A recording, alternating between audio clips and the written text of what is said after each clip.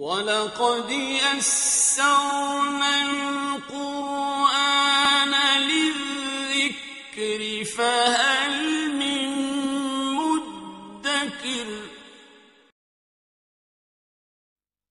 اعوذ باللہ من الشیطان الرجیم بسم اللہ الرحمن الرحیم کذبان مرج البحرین یلتقیان، اس نے چلا دیے دو دریا جو آپس میں ملے ہوئے بھی ہیں، بینہما برزخ لا یبغیان، لیکن ان کے مابین ایک ایسا پردہ حائل ہے کہ وہ ایک دوسرے میں گھستے نہیں ہیں، داخل نہیں ہوتے، اپنی حد کے اندر رہتے ہیں۔ یہ ہیں گرم روئیں چلتی ہیں ٹھنڈے پانی کے سمندر میں، یا جیسے کہ کابل پر نظر آتا ہے دو دریا چل رہے ہیں، دریائے سندھ کا پانی علیحدہ نظر آ رہا ہے اور دریائے کابل کا علیحدہ نظر آ رہا ہے، اور یہ اٹک پر نظر آتا ہے، اور کافی دور تک پھر یہ علیحدہ علیحدہ چلتے نظر آتے ہیں۔ فَبِأَيِّ آلَاءِ رَبِّكُمَا تُكَذِّبَانِ يَخْرُجُ مِنْهُمَا اللُّؤْلُؤُ وَالْمَرْجَانُ، اور ان دونوں سے نکلتے ہیں موتی بھی اور مونگے بھی۔ فَبِأَيِّ آلَاءِ رَبِّكُمَا تُكَذِّبَانِ وَلَهُ الْجَوَارِ الْمُنشَآتُ فِي الْبَحْرِ كَالْأَعْلَامِ، اور اس کے لیے ہی ہیں، اللہ ہی کی ملکیت ہے وہ پہاڑ جیسے جہاز، جوار المنشآت جو اونچے کھڑے رہتے ہیں اور سمندر میں ایسے ہوتے ہیں جیسے پہاڑ۔ پچھلے زمانے میں بھی تو اگرچہ بادبانی ہوتے تھے، لیکن جب بادبان کھل جاتے تھے تو بڑی اونچی اونچی جو ہے بادبان ہوتے تھے ان کے، پہاڑ کی طرح، پہاڑیاں چھوٹی چھوٹی، اور آج جو کچھ چلتے ہیں بڑے بڑے جہاز، ان کو تو دیکھیں تو واقعی تو وہ پہاڑ ہوتے ہیں سمندر میں۔ فَبِأَيِّ آلَاءِ رَبِّكُمَا تُكَذِّبَانِ کل من علیہا فان۔ اب یہ جو یہاں آئی ہیں اب تک آیات، اللہ کی صنائی، اللہ کی قدرت نوٹ کریں گے جب ہم سورہ واقعہ پڑھیں گے۔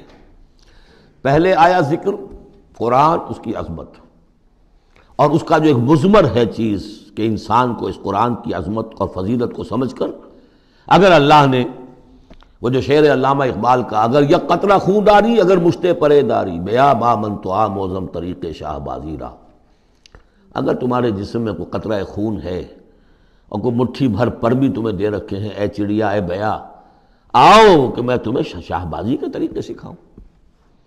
اسی طریقے سے اگر تمہیں بولنے کی صلاحیت دی ہے اللہ نے تو اس کا مصرف کیا ہے؟ خیرکم من تعلم القرآن وعلمہ، سمجھنے کی صلاحیت دی ہے قرآن سمجھو، بیان کرنے کی صلاحیت دی ہے بیان کرو قرآن کو۔ پھر یہ کہ اللہ تعالیٰ کی تخلیقی قوت، اس کا تذکرہ ہوا۔ وہاں آپ دیکھیں گے یہ بالکل الٹی یہی ترتیب ہوگی، آخر میں قرآن مجید کی عظمت، اس سے پہلے اللہ کی تخلیقی عظمت، اللہ کے یہی جو آلہ ہے، اس کے بعد اب پہلے جہنم والوں کا تذکرہ یہاں ہو رہا ہے، وہاں بعد میں ہوگا۔ فرمایا کل من علیہا فان، جو بھی ہے اس زمین پر جو بھی مخلوقات ہیں سب فنا ہونے والی ہے۔ وَيَبْقَى وَجْهُ رَبِّكَ ذُو الْجَلَالِ وَالْإِكْرَامِ، باقی تو رہے گا صرف تیرے رب کا منہ، تیرے رب کا چہرہ، جو بہت بزرگی والا ہے اور بہت عظمت والا ہے۔ اب یہ کہ اللہ کا چہرہ ہم کیا اس کو نہیں سمجھ سکتے، آیات متشابہات میں سے ہوگا۔ جو اس کا مفہوم سمجھیں گے وہ یہ ہے اللہ کی ذات باقی سب چیز اللہ تعالیٰ کے سوا سب فانی، پوٹینشلی سب فانی ہے، اپنے طور پر سب کسی کا وجود جو ہے اپنے بل پر قائم نہیں ہے۔ اللہ جب تک قائم رکھے تو در حقیقت وہ خود اپنے بل پر قائم نہیں ہے، وہ تو اللہ تعالیٰ نے ان کو قائم رکھا ہوا ہے۔ کل من علیہا فان، اللہ باقی من کل فان، اللہ ہی باقی ہے، باقی تمام فانی ہے۔ وَيَبْقَى وَجْهُ رَبِّكَ ذُو الْجَلَالِ وَالْإِكْرَامِ فَبِأَيِّ آلَاءِ رَبِّكُمَا تُكَذِّبَانِ یسألہ من فی السماوات والارض، جو بھی ہیں آسمان اور زمین میں وہ سب اس کے در کے سوالی ہیں، اسی سے مانگ رہے ہیں۔ وجود بھی ملا ہے اسی سے، حیات کسی کے پاس ہے دی ہوئی ہے اسی کی، کوئی صلاحیت ہے تو دی ہوئی ہے اسی کی، کوئی ذہانت ہے تو دی ہوئی ہے اسی کی، روز کا رزق جو آ رہا ہے اسی کا عطا کردہ، ہر ایک سائل ہے۔ جو سورہ محمد میں ہم نے پڑھا کہ تم سب فقراء ہو واللہ هو الغنی وانتم الفقراء، تم سب کے سب محتاج ہو، تمہارا وجود مستعار، تمہاری حیات مستعار، تمہیں علم جو دیا اس نے دیا جتنا دیا، ولا یحیطون بشیء من علمہ الا بما شاء. تو تمہاری کیفیت یہ ہے. یسألہ من فی السماوات والارض، اسی سے مانگتا ہے جو بھی ہے آسمانوں میں اور زمین میں. کل یوم ہوا فی شان، وہ ہر دن ایک شغل میں ہے، اس کی ایک مصروفیت ہے. یا میرے نزدیک اشارہ ہے اسی بات کی طرف، یدبر الامر من السماء الى الارض ثم یعرج الیہ فی یوم کان مقدارہ الف سنۃ مما تعدون.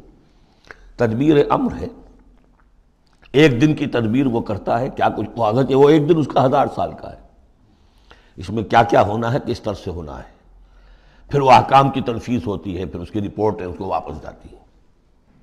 تو کل یوم ہوا فی شان، وہ کوئی ایک یوں سمجھیے کہ کوئی اسٹیٹک کوئی حقیقت نہیں ہے، خود اس کی مصروفیات. کل یوم ہوا فی شان، نئی شان کے ساتھ اس کا ظہور ہوتا ہے. کل یوم ہوا فی شان فبأی آلاء ربکما تکذبان سنفرغ لکم ایھا الثقلان. اب یہاں پر کھل کر بات کی کہ یہ تکذبان کیوں کہا جا رہا ہے.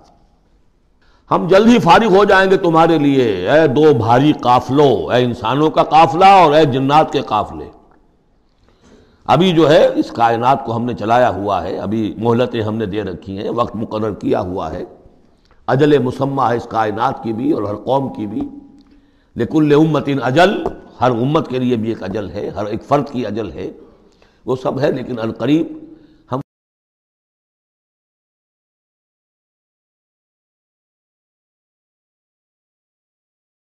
فَبِأَيِّ آلَاءِ رَبِّكُمَا تُكَذِّبَانِ. تو اے جنات اور اے انسانوں کی جماعتوں، تم اپنے رب کی کن کن نعمتوں کا اور کن کن صنائیوں کا، کن کن قدرتوں کا انکار کرتے. یا معشر الجن والانس ان استطعتم ان تنفذوا من اقطار السماوات والارض فانفذوا لا تنفذون الا بسلطان فبأي آلاء ربكما تكذبان يرسل عليكما شواظ من نار ونحاس فلا تنتصران فبأي آلاء ربكما تكذبان. صدق اللہ العظیم. چونکہ اس سے پہلے آیت آ چکی ہے سنفرغ لکم ایھا الثقلان. دو بھاری قافلے جو ہیں اللہ تعالیٰ کی مخلوقات میں سے، ایک قافلہ انسانیت اور ایک قافلہ جو جنوں پر مشتمل ہے. اب یہاں اس آیت میں، آیت نمبر 33 میں براہ راست ان سے خطاب ہے. اے گروہ جن اور اے گروہ انس، یا معاشر الجن والانس ان استطعتم، اگر تمہارے اندر استطاعت ہے، طاقت رکھتے ہو، ان تنفذوا من اقطار السماوات والارض، کہ تم نکل بھاگو آسمانوں اور زمین کے دائروں سے، کناروں سے. فانفذوا، تو نکل جاؤ. لا تنفذون الا بسلطان، نہیں نکل سکو گے مگر اللہ تعالیٰ کی سرعت کے ساتھ. یہ آیت مبارکہ مشکلات القرآن میں سے ہے. پوری طرح ہم شاید ابھی نہ سمجھ پائیں جب تک کہ اور ہمارا علم جو ہے کائنات کے بارے میں، کاسموس کے بارے میں اور علم بڑھ نہیں جاتا. لیکن یہ کہ عام طور پر یہ سمجھا گیا ہے کہ یہ انسان اور جن جو ہیں ایک حد تک ان کی رسائی ہے اس کائنات کے اندر، اس سے آگے نہیں. جیسے کہ آ چکا ہے، میں پہلے بھی بیان کیا ہے کہ جنات کے لیے غالباً یہ ہمارا جو سولر سسٹم ہے، یہ پورا جو ہے یہ ان کی جولان گاہ ہے، اس میں یہ جائیں جدھر جائیں چلے جائیں، اس سے آگے نہیں. انسانوں کا معاملہ یہ ہے کہ وہ اس کے اندر بھی جو بھی فاصلہ طے کرتے ہیں، وہ ظاہر بات ہے کہ وہ اس کے لیے مشینیں ایجاد کر کے جہاں تک جا رہے ہیں، لیکن اس پورے سولر سسٹم تک بھی ان کی رسائی ممکن نہیں ہوگی. لیکن یہ کہ ایک گمان میرا ہے جو میں آپ کے سامنے پیش کر رہا ہوں کہ قرآن مجید جب آسمانوں اور زمین کی بات کرتا ہے تو وہ مراد ہوتی ہے کل کائنات، کل یونیورس. اور کل یونیورس کے کناروں سے نکل بھاگنا، اس کے کیا معنی ہے؟ اس کے معنی یہ ہے معدوم ہو جانا. یعنی یہ کہ جہنم میں پڑنے والے چاہیں گے کہ ہم معدوم ہو جائیں. کاش کہ جیسا کہ ہم نے پڑھا تھا سورہ نساء میں، فَكَيْفَ إِذَا جِئْنَا مِن كُلِّ أُمَّةٍ بِشَهِيدٍ وَجِئْنَا بِكَ عَلَىٰ هَٰؤُلَاءِ شَهِيدًا. اس روز انسان چاہیں گے کہ اس طرح زمین شق ہو جائے، وہ اس میں دھس جائے اور زمین اوپر سے برابر کر دی جائے. یہ تو ہوگا یوم الحساب کو.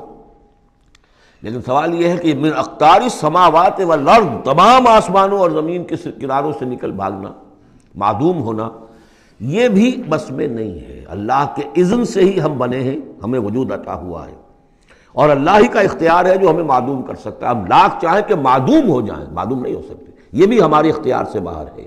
اذن رب ہی ہو تو ہم معدوم ہوں بغیر اذن رب۔